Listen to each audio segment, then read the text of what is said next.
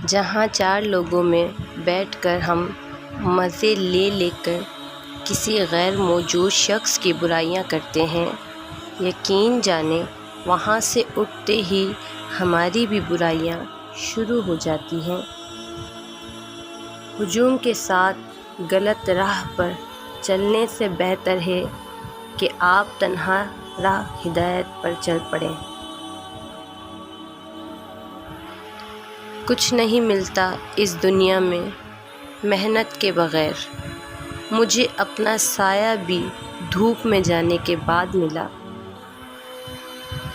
میں نے زندگی میں ایک ہی بات سیکھی ہے کہ انسان کو کوئی چیز نہیں ہرا سکتی جب تک وہ خود ہار نہ مان لے۔ مطلب کے بنا کسی کو کون پوچھتا ہے، بنا روح کے تو گھر والے بھی نہیں رکھتے۔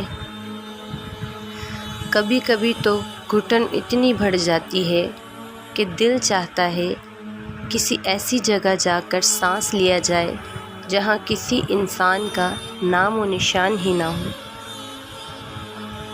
ہم اتنا زور اپنے آپ کو درست کرنے میں نہیں لگاتے جتنا زور دوسروں کو اپنے سے زیادہ غلط ثابت کرنے میں لگاتے ہیں۔ کیا تم نہیں جانتے؟ آسمانوں اور زمین کی بادشاہت صرف اللہ ہی کے لیے ہے، اور اللہ کے سوا نہ کوئی تمہارا دوست ہے اور نہ کوئی مددگار۔ کچھ کو فوراً دے دیتا ہے اور کچھ کی آواز کو شاید بار بار سننا چاہتا ہے، اور کیسے ہی خوش نصیب ہیں جن کی آواز کو وہ سننا چاہتا ہے۔ نبی کریم صلی اللہ علیہ وسلم نے فرمایا، سب سے بڑی زیادتی کسی مسلمان کو بے عزت کرنا ہے۔ جب اللہ تمہیں کنارے پر لا کھڑا کر دے تو اس پر کامل یقین رکھو، کیونکہ 2 چیزیں ہو سکتی ہیں، یا تو وہ تمہیں تھام لے گا یا تمہیں اڑنا سکھا دے گا۔ اگر دل پڑے جاتے تو دل دہل جاتے۔ انسان کا سب سے بڑا دشمن اس کا دماغ ہے، پکڑ پکڑ کے لاتا ہے ان لمحوں کو جو اذیت دیتے ہیں۔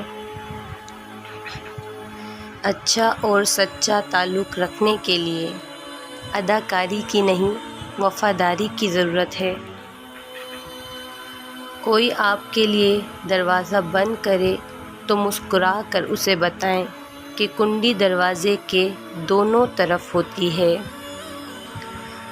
کبھی کبھار میں لوگوں کی اصلیت کا پتہ ہونے کے باوجود بھی خاموش رہ کر صرف یہ دیکھتی ہوں کہ ان کی آخری حد کیا ہو سکتی ہے۔ کبھی کبھی انسان اپنی زندگی میں نہ چاہتے ہوئے بھی ایک ایسے مقام پر آ کھڑا ہوتا ہے جہاں وہ اپنا درد سوائے اللہ کے کسی کو نہیں سناتا۔ میں ہر شخص کی حقیقت سے واقف ہوں، میں نے مقام خاص دے کر آزمایا ہے لوگوں کو۔ اگر زندگی عارضی ہے تو مشکلات بھی مستقل نہیں، بس تم اپنے رب کے شکر گزار رہو۔ کبھی کبھار بحث کرنے سے بہتر ہے جو آپ کو جیسا کہہ رہا ہے آپ ویسا تسلیم کر لیں، کیونکہ وقت کے پاس بہتر جواب ہوتا ہے اور کانوں کے کچے لوگوں کو وقت ہی جواب دیتا ہے۔